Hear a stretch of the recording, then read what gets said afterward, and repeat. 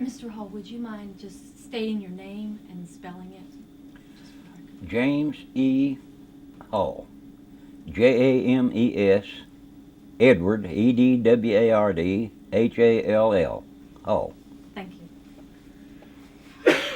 What I've been curious about is black lung had been around for a long time. Why did the strike start in 1968? Well, there was a few of us that got disabled early. So we got together and we started having meetings at individuals' houses, mine house and their house, but we wasn't accomplishing anything. So they didn't care if we met 5 or 6, 8 people. So we decided we was going to have to get some attention somewhere there. So one Sunday afternoon down in Sheehan, we had a meeting and we invited a lot of other people. And there was 22 people showed up. And we decided at that meeting that we was going to picket the mines that night to get some attention and some media coverage and so. And when we turned back out at 10 o'clock for the midnight shift, there was 11 of us showed up. So we had to go in pairs because we knew we was going to get called everything in the world and cussed and everything else. So we went in pairs and we shut down 5 mines that night. Well, then we had to go back for the day shift. We had to go back for the evening shift. So if you've ever tried that, that's you don't get much eat, much sleep. So we done that for a few days. Then we got we targeted the biggest mines, and we shut them down. Then it spread from there. Then we finally got media coverage after we got the mines shut down and so forth. And that's where it originated from. That's where and how it originated. When you went to the mines and you set the Stop picket there line, for 1 second. just you and some of these disabled men started meeting. Mm-hmm. How did you get the idea to start meeting? We all knew one another, and we got to talking, and we was all disabled and doctors wouldn't let us go back to work, so we just got together and decided we was going to have to come up with something. And this was in late 1968? Mm-hmm. When you went to the mines to start picketing, originally the 11 of you, Mm-hmm. what was the reaction of the miners, the working miners? Oh Lord, it wasn't good. They said you can't buck the federal government. They called us things you don't want to mention on here, and some of them run our picket lines, and but most of them turned back. But some of them slipped around the picket lines and so forth. So were you able to shut these mines down completely? Yeah, The bigger ones? yeah, Did the other miners start joining you on Yeah. the picket lines? because when they found out what was going on, you had miners in other communities that was disabled too, but they didn't know what we was doing till they heard on the news, and then and later on you got the politicians involved. Now, when you first started picketing, what was your goal? What did you want them to do? All we was interested in was shut the mines down so we could get some coverage, some news coverage, and let people know what we was trying to do. And your union representatives, did they support you, or did they try to? No, they didn't support us. They was, well, maybe you'll get into that. At that time, Tony Boyle was president of the mine workers, and they called us union busters and any other name you can think of. Did they start supporting it as more of the men came out? The men started supporting them, but the hierarchy didn't. The international. Now, the doctors, Dr. Rasmussen, Dr. Buff, and Dr. Wells, they were having meetings also? No. What's that second doctor you mentioned? Dr. Buff? Buff. Okay, yeah. But they didn't start having rallies till Jock Yablonsky started his campaign against Tony Boyle as for president of the United Mine Workers. That's what got them started. So, what was your first contact with them? With Dr. The Rasmussen? doctors, yes. When he would attend rallies, that's when Jock Yablonsky You know about that. He was running, and he would hold rallies around, and we would all attend them. And of course, then when him and his family got killed, then Arnold Miller took up the cause. But they started supporting him too. How long were you able to shut the mines down? Lord, I don't remember. Was it months or? Oh no, it wasn't months. We didn't more than shut them down till the coal company started getting temporary injunctions against us for picketing. So we had to stay on public property. We couldn't get on private property. If we did, they had cameras and taking our pictures and all that. Did you get the media attention you wanted then? Oh yeah. If we hadn't have got that, we would never would have got nowhere. So how long was it before the union started supporting you? I don't remember. 'Cause at that time, the union was in a turmoil, if you remember. That's when Tony Boyle was into his troubles, and then Yablonsky, then they murdered him, supposedly, and then Arnold Miller took it up. And of course, Arnold, when he took it up, that's when the union come in, because we made him president of our Black Lung Association. After we got everything settled up, we formed an association. And how did that come about? Will you tell me? I swear I don't just remember, but we knew we had to form an organization to get coverage and so forth. And then we started producing a newsletter, a monthly newsletter, a Black Lung Bulletin. And we was putting out about 3,000 of them a month. And in order to do that and get reduced mail rates, you gotta go bulk mail, zip code order, and all that. So we'd done that at Montgomery, and the professor John David, he would bring his students over and help us and give them credits. And who wrote the bulletin? Huh? Who wrote the Black Lung Bulletin? I believe Craig. Robinson? I believe it was Craig Robinson and maybe Bruce Boyance. Do you remember Bruce Boyance? Anyhow, it was some of them boys that was studying law at the time. Maybe Rick Bank. Do you know Rick Bank? Now, when you did the bulletin, how did you get a mailing list? Who did you send them to? We sent them to everywhere. We got this mailing list, and we got these little stick-on things, and we got we was putting out about 3,000 a month. And how many people were working on it then? On With the Black Lung bulletin, Association? just us regulars, me and Monty Sturgeon, Woody Mullins, and my wife, and Virginia Rothwell, and then Arnold Miller, and then that professor would bring students over and help us, and if he didn't, we could never have made it. And this was still in 1968? I don't remember. When did the law had done come into effect? Now, Them dates I can't remember. in November of 1968, Farmington exploded. Do you remember? Yeah, and that's what give us a lot more support. Can you tell me something about that? How people felt about it? The only thing I know after that Farmington explosion, them people started coming down here and attending our meetings, and they had some lady that come all the time, and she was a ringleader in it, but I'll never remember her name. So the miners were angry after Farmington. They felt. Oh yeah. Mm-hmm. And then. Okay, Mr. Hall, on the first night when you said that you met and they decided to go out and pull out the mines, can you tell me what it was like for you? Where did you go? What happened? Woody Mullins and myself, we went to Valley Camp. And what's the name of that creek? Witcher Witcher. Creek. Huh? Witcher Creek. That's where 15A was. Yeah, and Carbide people, they had to go on up and across the mountain and over on Blue Creek, ain't it? Well, anyhow, they all had to travel the same highway. So Woody and I got two mines at one time. But some of them made excuses, so I got pickup riders up here and so forth, and then they didn't come back.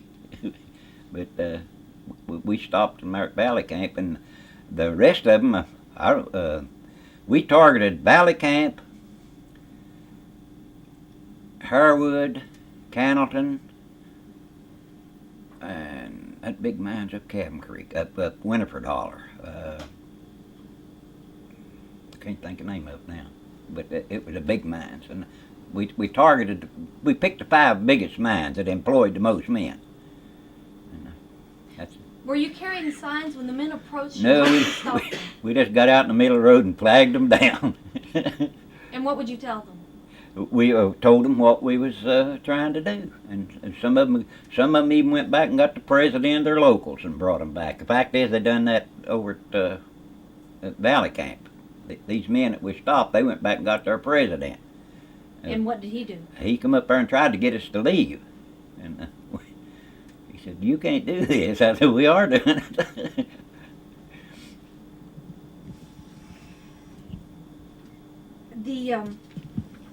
Once they formed the associations, it started spreading from one county to another.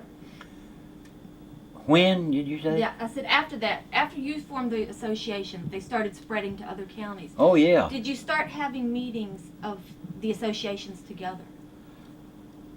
Not that I can remember. After we got formed and got a few more members, we started having our meetings in Montgomery City Hall. But it's been so long ago, I don't remember. But they found, I guess, probably all the counties, or the counties that got coal mine counties, they probably started. Would a lot of the people come to the meetings in Montgomery? Not too many. We didn't have too many, but the people that ignored us and said we couldn't do this, wasn't but a little bit, they'd get disabled and they'd call down here and say, "What I have to do to sign up on Black Lung?" You mentioned to me before your wife being involved in the strike. Were there many women on the picket lines? 2. 2? 3, I take it back. Jean Lanham, my wife Leona, and Mr. Rothwell and Jean Lanham. We had 3 women. How did they get involved? They was all their husbands was disabled, and they was just got involved. And my wife was kind of a rebel rouser anyhow. How would the men react to a woman on the picket line? They know what they're there for. They wouldn't get no problem. They'd turn around and go back home. But did the 2 of you go together? huh? Did the 2 of you go together? Me and her go together? No, we never did go together. She always went with somebody else, and I always went with somebody else. We'd have gotten a fight. I've read in 1969 there were several large marches to Charleston in early 1969. Did you attend any of those? Yeah, I sure did. Can you tell me what they were like? Most of the time we went when the legislature was in session, and we lobbied the legislature. But most times when I was there, we were just in the State House lobbying. It'd be a crowd, but we didn't actually make no marches. We just drove there and lobbied, and at that same time, when this Tony Boyle thing come up, and Tony Boyle supporters was down there, and they was threatening us and everything in the world. We almost got into some fist fights down there. So what were you arguing about? People thought you shouldn't do this? That's right. They was hollering, "Well, you can't buck the federal government," and all this, but we finally did. Now, how did the men feel? Did you feel like the union wasn't supporting you the way it should have? Well, it wasn't at the time, because I don't know whether you've ever met Arnold Miller or not, but I look a lot like Arnold Miller, and that's why I've grown this beard. I've had this beard ever since, because we was getting a lot of death threats and burn your houses down and all that. Because I know I went to Logan one time at a rally over there for Arnold Miller, and when I walked in the door, everybody gave up and gave a standing ovation. They thought I was Arnold coming in the door. And who was making death threats? The Tony Boyle people. Because the Black Lung Association was backing Jablonski? No, at that time, they didn't want nobody bucking Tony Boyle running again him for president. And that's when Arnold was, of course, you know what happened to Yablonsky, and that's when Arnold took up the fight, and that's why they was getting the death threats. It was the Tony Boyle supporters. It wasn't a union. It was just Tony Boyle supporters. So it was a bitter battle. Yeah. Well, you've seen how many of them died in prison. But now, after they actually passed the first black lung legislation, that would have been in March of 1969. 69. Mm-hmm. Did you feel like you got everything that you wanted? Did you get what you had fought? Well, no. That's why we kept our organization going and kept having meetings and getting our politicians involved more, and then they upgraded the laws after that. And then they wrote the laws and the regulations, and that's when my wife went to school. She to Paul Kaufman to study the laws. The laws, they got regulations to govern the laws, and they wrote the laws. The law is pretty plain, but then they wrote the regulations that would contradict the law. So what was the problem with the regulation? I don't know. I never did study them or anything, but if she was right, she could have told you. And So people still weren't getting their benefits even after that law? The problem was some people worked 50 years in the mines and couldn't get it. Some work a year in the mines or less and get it. And if you've got time to listen to the story, That's what I'm here for. Tell me. There was a man down here at Hansford come up to me one day and said, "Jeep, what do you have to do to sign up on black lung?" I said, "Oh, that's when you had to go to Social Security office." I said, "All you have to do is go to Social Security office and tell me you want to sign up." I saw him about 3 or 4 months later, and he said, "I got my black lung." I said, "You did?" He said, "I'm going to tell you something I ain't told very many people." And very many people. He said, "I killed a man one time, and I served time in Moundsville Penitentiary." And he said, "I worked 1 year in Moundsville Penitentiary mines and got black lung." Was it difficult for you to get yours? Yeah. We need to hear him repeat your question. Oh, can you tell me about getting your black lung benefits? What you had to do? Well, I had to. First, I had to go to Dr. Rasmussen for a pulmonary blood gas study. All right, they turned me down on that. I went to Dr. I.E. Buck and I took the blood gas study again. And they turned me down on that. Then you know Dr. High Wells, don't you? They sent me to West Virginia University Hospital. I believe it was Dr. High Wells that done the pulmonary study. Then my wife went to work on this, and she got studying the laws and regulations, and she's the one that got it for me. But of course, the medical evidence is still yet hard to come by. It's according if you smoke or you don't smoke, or if you got emphysema or what have you. And my dad worked 43 years in the mines, and he finally got it, but my wife got it for him. He like to never got it because he never smoked a cigarette in his life, and his x-rays, mostly it was, you got it on x-rays at that time, and his x-rays didn't show.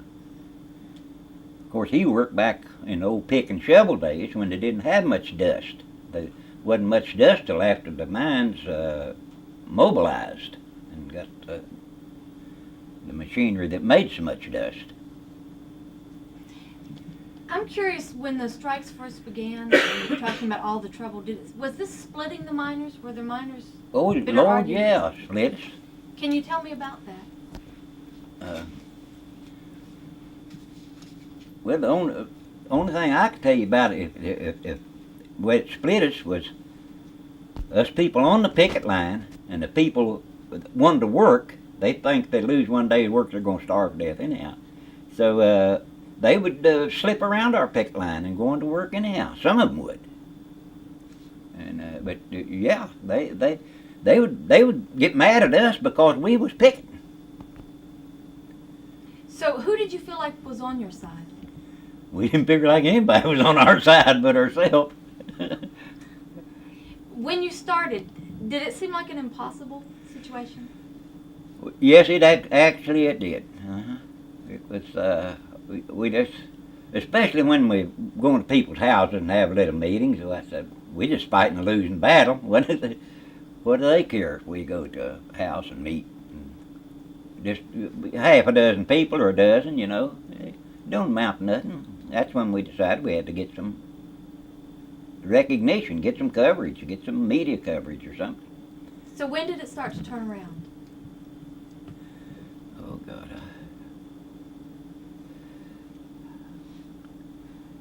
It started to turn around.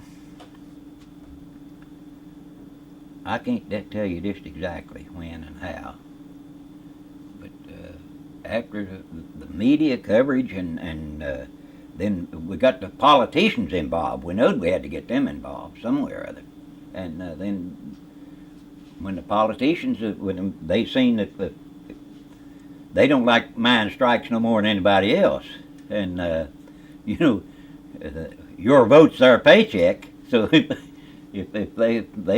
some politicians do anything for a vote. So which politicians helped you? I swear I don't remember who was in office at the time. Well, I know Ken Heckler was pretty. Huh? Ken Heckler, didn't he speak? Oh yeah, Ken Heckler's fine. He attended all the meetings, and Bird, Heckler. I don't remember where Ray Hall was in there then or not, was he? He didn't graduate till 67 because he graduated with me. Did he? So when did your wife start working as a Black Lungs counselor? Was after the law went into effect in '69, right? Mm-hmm. It was after the law went into effect when she started working, but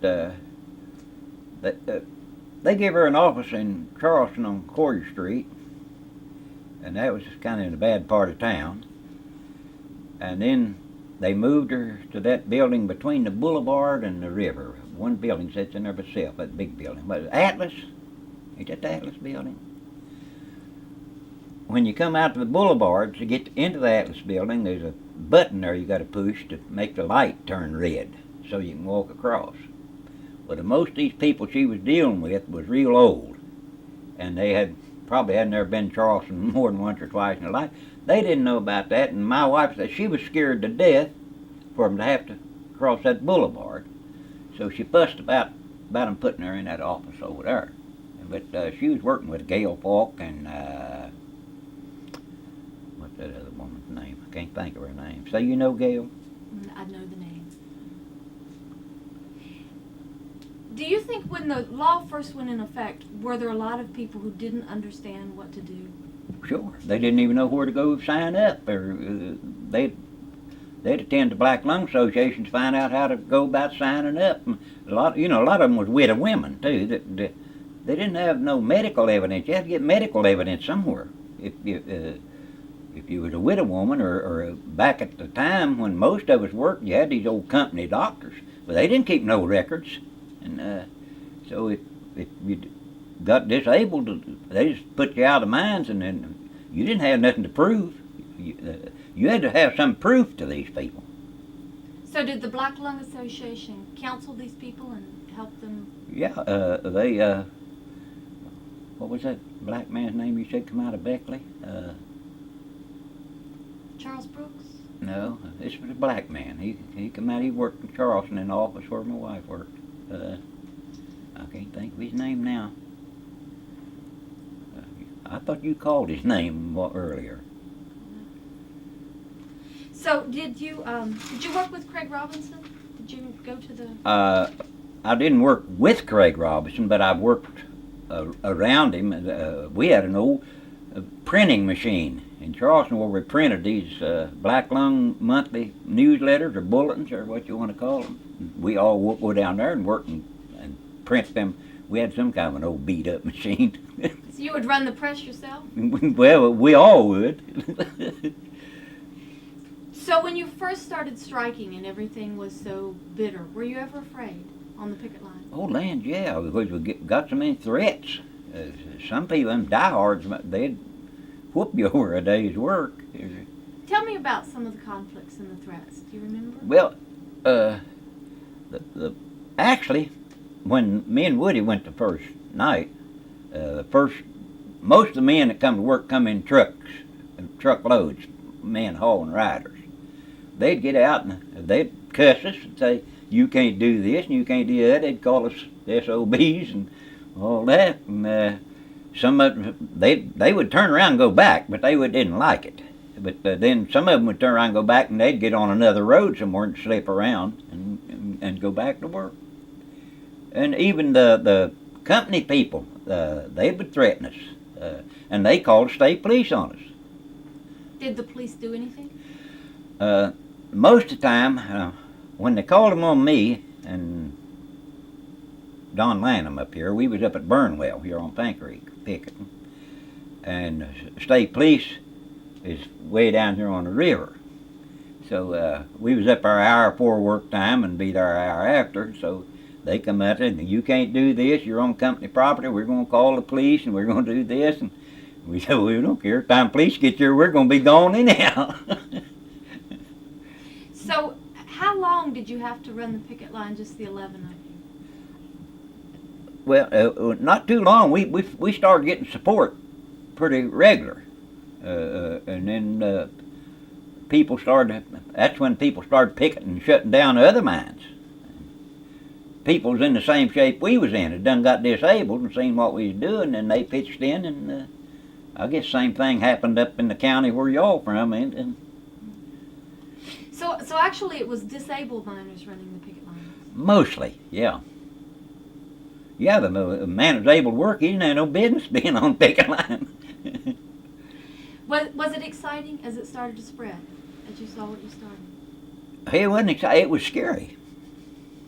It was because we was getting so many threats. You'd be surprised what threats we was getting.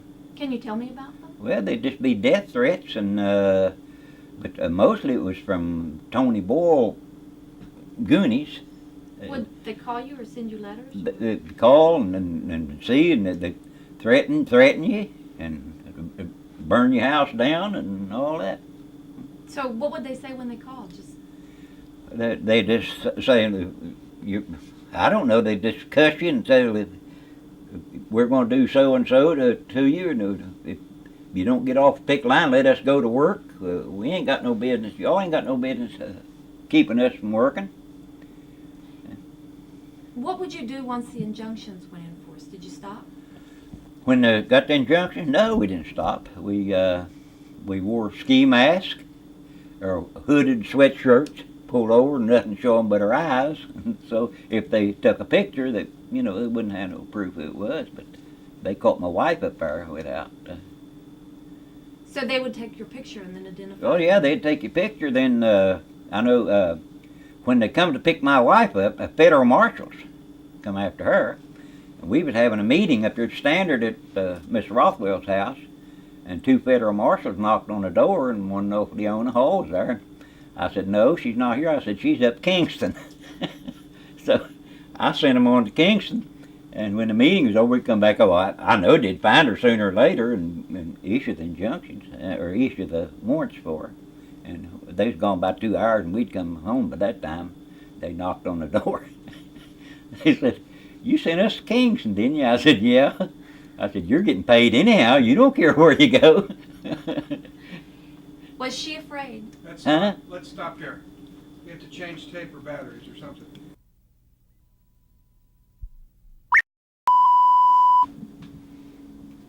Okay, Mr. Hall, I'd like to try something. That first night when you went out to pull the men out of the mines, can you kind of like tell me a story? Take me with you. Where'd you go?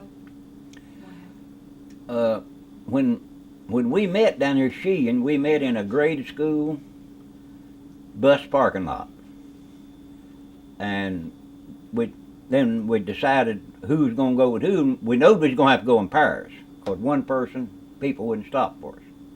So when we went in pairs, then that's when me and Woody Mullins, I can't answer for the rest of them, me and Woody Mullins went over there to Valley Camp, and we just got out in the middle of the road and flagged them down when we was on the midnight shift.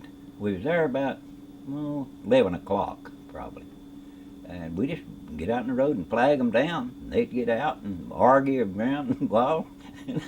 And they'd finally turn around and go back, but they'd cuss us and say, you can't do this, and they went down and got I don't know who the president of the local was at that time. They went and got him, he come back up there. They went and got him out of bed, brought him back up there, and he tried to get us to leave.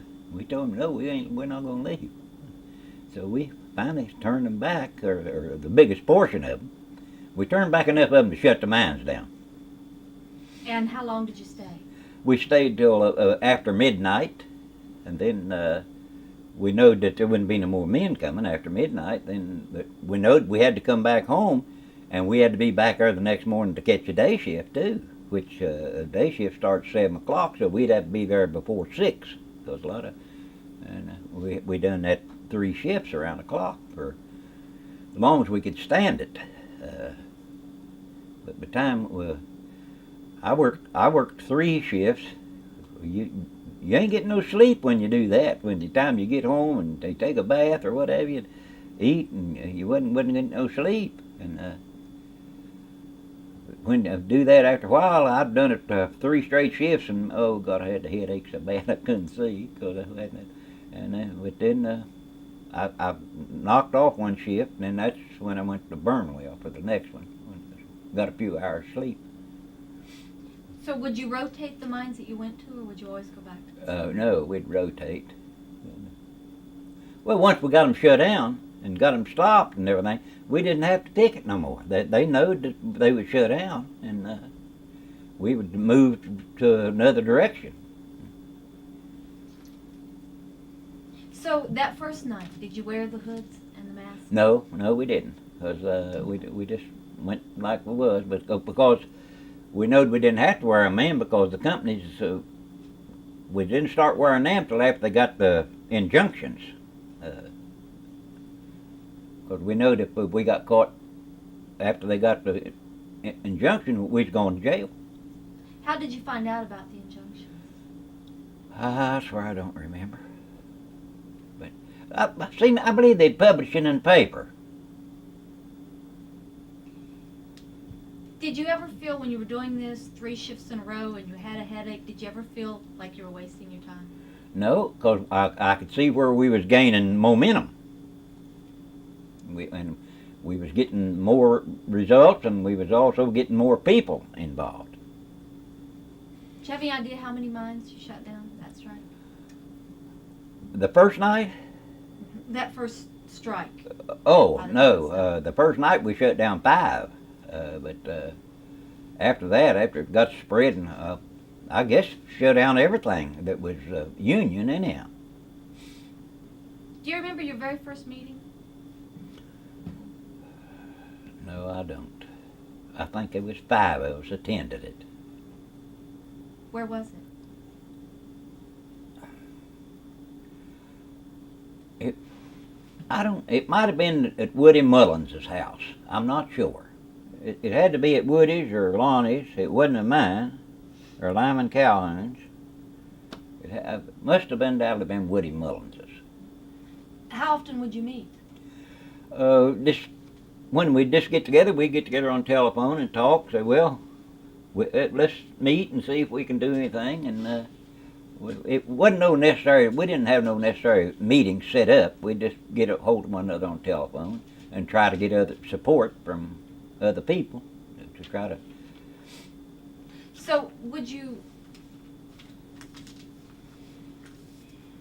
So when you had the first meetings, who came up with the idea? Well, let's shut the mines down.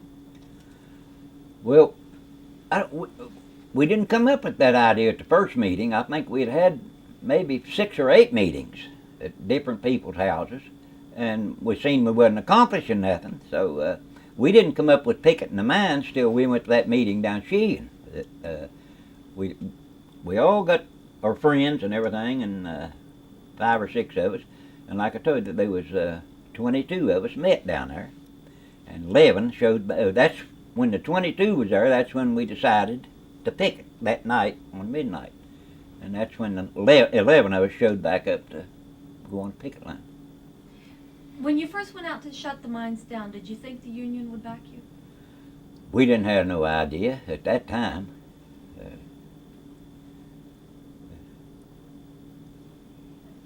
Before you started to picket, had you tried talking to the union, asking them No, for help? no. Well, they didn't care about us. 5 or 6 or 8 of us disabled, and So, the union, once you started picketing, did the union approach you individually and ask you to stop? no, they didn't.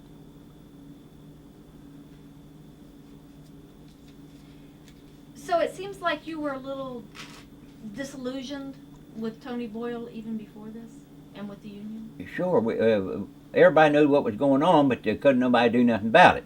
What was going on? Well, when they'd have conventions, when he was president, if you went to convention, there'd be a man standing over here at the club, and a hard hat on, and if you said anything against Tony Boyle, you was out. And it was just more or less like a dictatorship. I never was at a convention, but I have nominated people out of my local that went to the conventions, and they'd come back and make reports on it. So the representatives of the local unions were coming back dissatisfied. Oh yeah, sure. Because they went to the convention, but they couldn't open their mouth.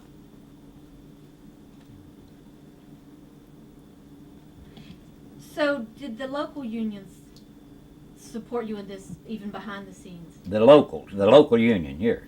No, not till later on. Later on they did. So did it ever become an official strike?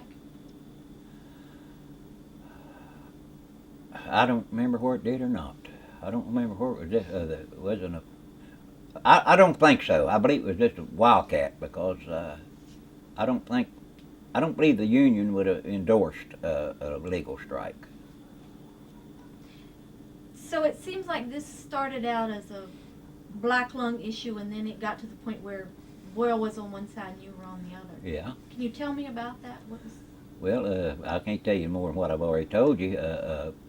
When we would say like go lobby the legislature, there was an organization in Charleston training these young lawyers, and I can't think of what it was. I was trying to think of it earlier, and they was more or less like hippies.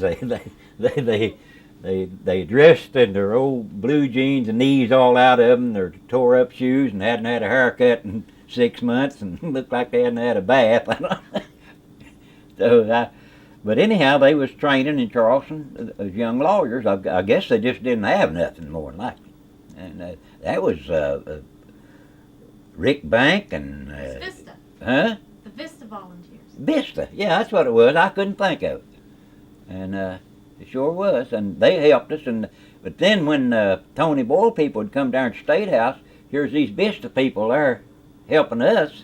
The guy said, oh God, you talk about they really got threatened because they wasn't members of the mine workers, see, and these mine workers, oh God, they threatened them, threatened to whoop them and everything else. But by God, they didn't scare easy. I'm curious, the Vista volunteers, you said they seemed so different. Was it a little while before you trusted them? Before the miners did? Yeah, and it was the Vista volunteers. I couldn't think of them. They're the ones that helped us run the Black Lung Bulletin off down there. Well, when you first got involved with them, were you a little unsure? No, because they're some of the best people you'd ever want to meet. But they were just kind of out of the ordinary for us coal miners.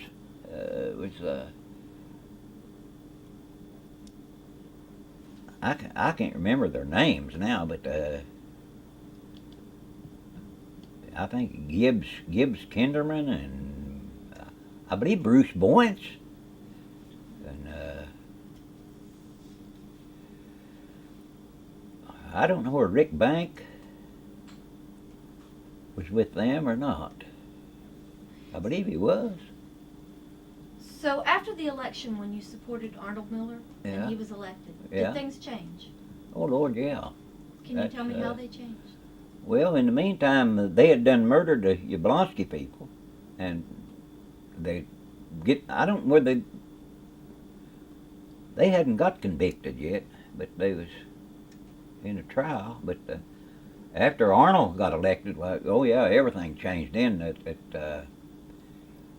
You know, freedom of speech and what have you. When Boyle was in there, you just what he said was law. What he said was it. But when Arnold got in, well, it changed. He did support the Black Lung movement? Oh yeah, he was president of our Black Lung Association before he got elected for the president of Mine Workers. We elected him as president of our Black Lung Association. So I'm curious now, I know that a lot of people get turned down for Black Lung benefits now. Do you think it's going back? Have you lost some of the things you gained then?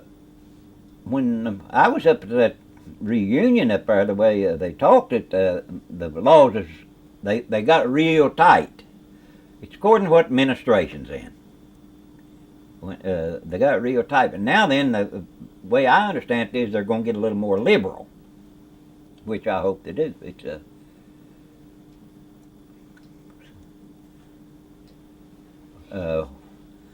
I don't know. What's the percentage rate of the people that's getting black lung now? It's way down low, ain't it? Yeah, it's like 90% get turned down. Is it that high? I thought it was about 1 or 2%. 90% get denied.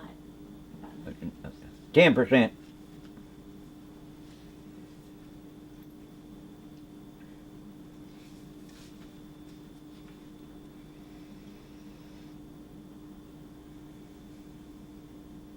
Were you at the march in Charleston when Archmore came out to speak to the miners? I don't remember where I was. I was at Seminary down there. I don't remember where I was there when he come out there to talk to him or not. Can you tell me something about the marches? I've heard there were like 3,000 people. Well, actually, they wasn't marches. We just went as lobbyists. If there was ever a march, I don't remember one. Unless maybe one time they marched from the federal building to the State House. And seemed me like they did, but I don't remember. But most times I was down there, we would just went there to lobby. You were telling me the story about your wife when she got named on the injunction. Uh-huh. When the marshals found her that night, what happened? They just served her. Like I tell you, I sent them to Kingston. About 2 hours later, they come by. I lived up there in another house then. They come knocked on the door and give us the warrant. And then she just had to appear before the federal judge. And her and they'd caught a black guy over in Logan County too. And his injunction, it was temporary too, but it hadn't expired. They took him on to jail. And but whenever they got to studying my wife's temporary injunction, it had run out one day. If it hadn't been for that, she'd have went to jail too. How much time could she have gotten in jail? Do you know? I really don't know. I think it's a federal offense, so I really don't know. I seem me like that black guy they put in jail. I believe they got him out in 2 or 3 days or something like that. I don't know whether they post a bond and get him out or what. Well, you said she was a rebel. Was she frightened that she might go to jail? Why, no. Nothing frightened her. Were you frightened? Yeah, I didn't want her to go to jail. So did she keep picketing after that? Oh, yeah.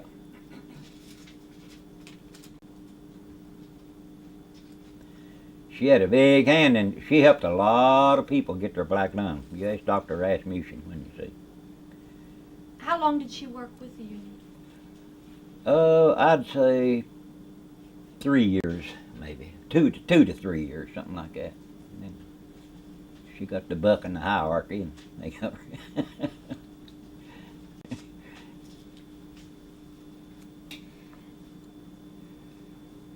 So do you think black lung associations, are they still as active as they could be? No, I don't think so. Only one I know of around here is that in Fayette County, and that man called me. What you called his name? What? Mike South? I think they just meet once a month.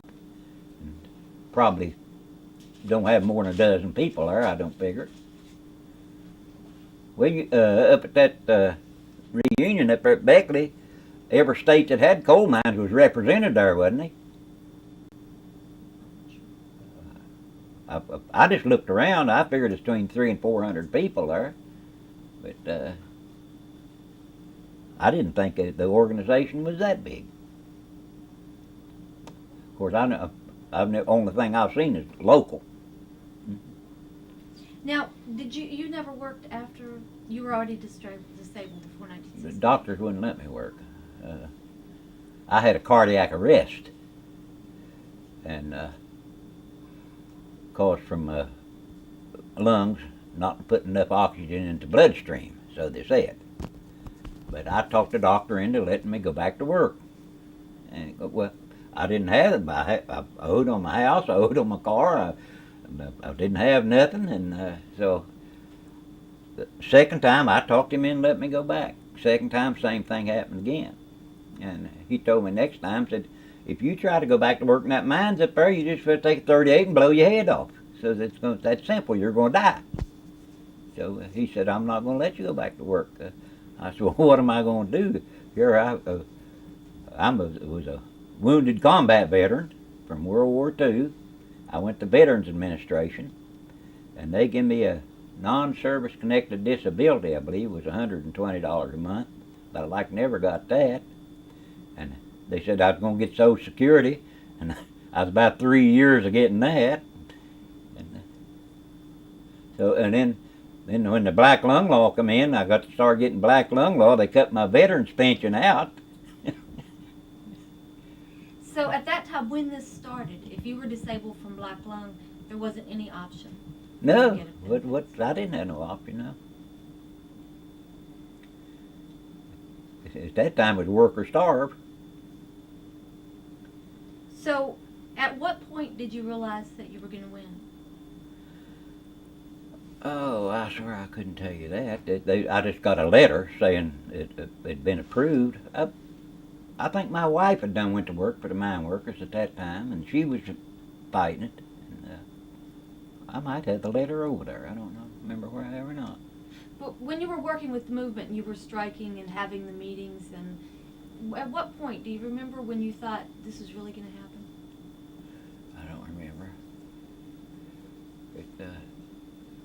I remember when they had the law up, trying to pass the law, but I forget how many. I think the only states it was for it was the coal mine states. All the other states, they didn't want to pay taxes and pay us. Some of you went to Washington then, didn't you? Oh yeah. Did you go with them? No, my wife went. Oh, did she? Did she tell you about it? Yeah, and she also went to the UMW conventions up at Pittsburgh. I had one up at Pittsburgh. And, Let me ask you, years ago, they didn't call it black lung. If a miner couldn't breathe, what was another term that they used? was either asthma or pneumoconiosis. Black lung is actually the name for it is pneumoconiosis. That's the technical name for it. But when the miners used to couldn't work, they just said he had asthma. Oh wait, I know what you're trying to think of. Black damp. They said it had black damp.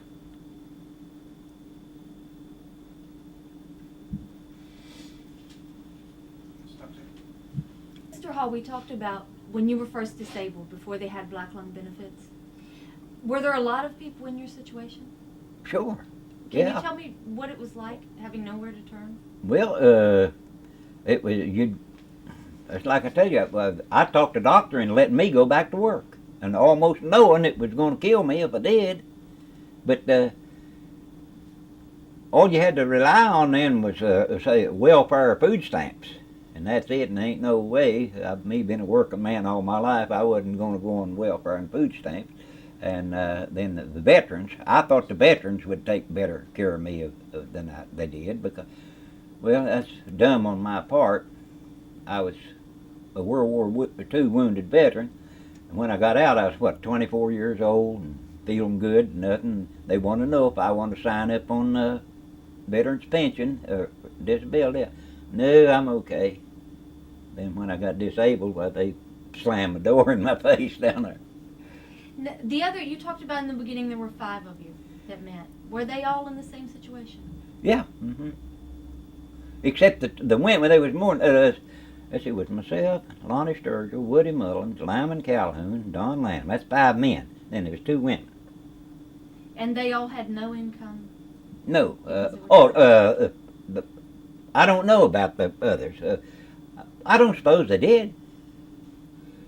And unless maybe some of them was drawing disability Social Security or something. I don't know. I really didn't know them that well when we first started.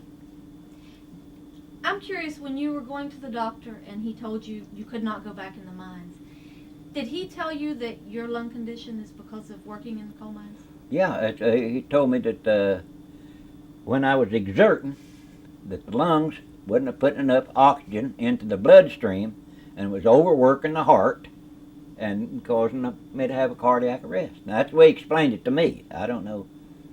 So it was accepted even then that coal dust was causing it? Yeah, it was accepted, but there wasn't no benefits for it. You couldn't draw compensation on it. Because when you were first trying to win benefits, didn't the company try to deny that? Oh, the lands, yeah, they fought you. That they'd send lawyers and fight you tooth and nail to your hearings. Companies would send lawyers. And what would they say was causing it? They'd try to say you smoked too many cigarettes, or you had asthma or something like that. And most time the company lawyers would win too. I got one brother. I went to I don't know how many meetings with him, and the company would always have lawyers there, and he worked 42 years, I believe it was, and he never did get black lung. He took that old pulmonary blood gas study so many times, he told me, he said, I ain't taking it no more. And I think he took it 5 times. If you've ever had that, that's painful. Just need to hear Rasmussen's name. Is that the test that Dr. Rasmussen gave you? Yeah. Can you tell me about that? About the test? Well, What happened when you went? when he gives you that test, he puts a tube in your arm right here, and it's got a little valve on it. Then he puts you through routines, treadmill, get your heart and blood to pumping. Then he diagnoses you with your blood pressure and all that. Then he'll take blood. And who did this? Dr. Rasmussen, and his assistants, and they make you breathe in things, and they walk a treadmill, and then he'll take blood, and then you'll go to another routine doing something else, and it's all day's job. And after you go through, well, what made it all day? He would generally put about 8 to 10 men through this test a day. After you took one of them, you had to wait your turn till everybody else took theirs, then you started on the next one. So it took all day, but you wasn't busy all day. But he put that tube way down in there to that artery, and most time your arm will turn blue, plumb up the ear. And I took that thing 5 times. Is it painful? Yes, it's painful. It's, the most painfulest part is him putting the tube in. And you had to take it 5 times before they would accept it? I took it twice from Dr. Rasmussen, once from University Hospital, once Dr. I.E. Buff, and once from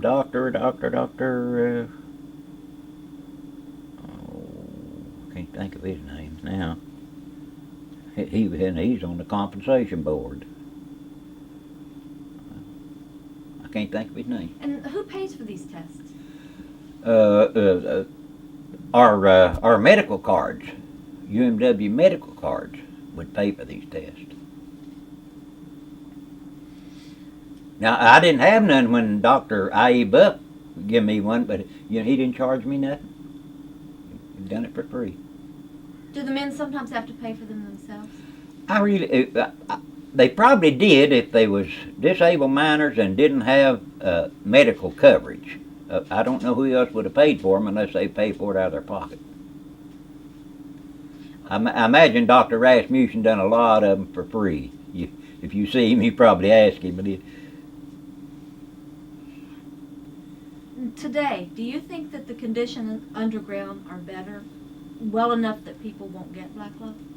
I really don't know because it's been so long since I've been underground. But now then they tell me they monitor their air, but they claim it's a thing that the coal companies is always crooked.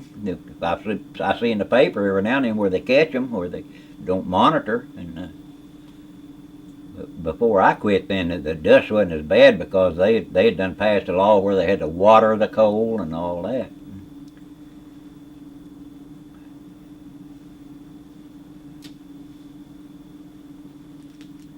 So do you think now the black lung benefits program, is it doing all that it needs to do? I really couldn't answer that. The only thing I can answer anymore is about what I read, and I can see where I think they're getting a little more liberal with where they're going to. And I know that see, what was the law I just read the other day where anyhow they're going to liberalize the thing, and of course they can see that they ain't but what 10% of people getting it, and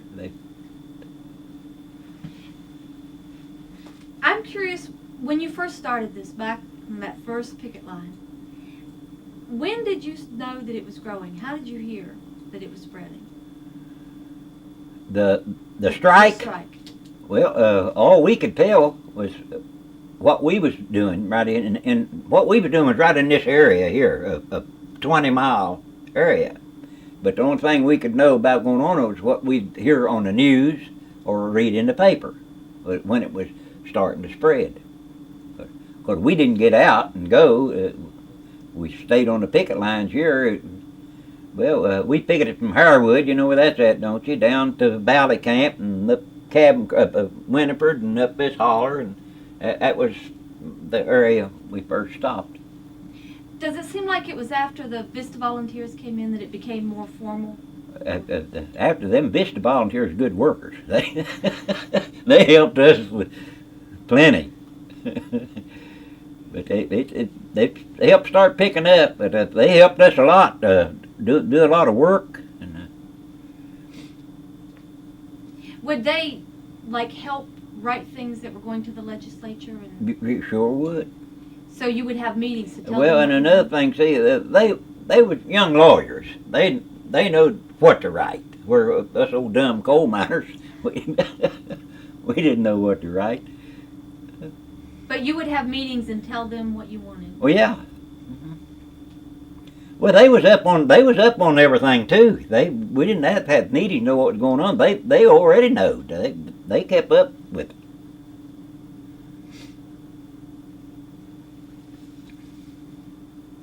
But they was willing to help in any way they could. I think we're in good shape. Let's just update. How much time do we have? Hold on one second. If you were going to tell someone what your role was, what did you do in your own mind? Well, the only thing I could tell them is my role was just one individual.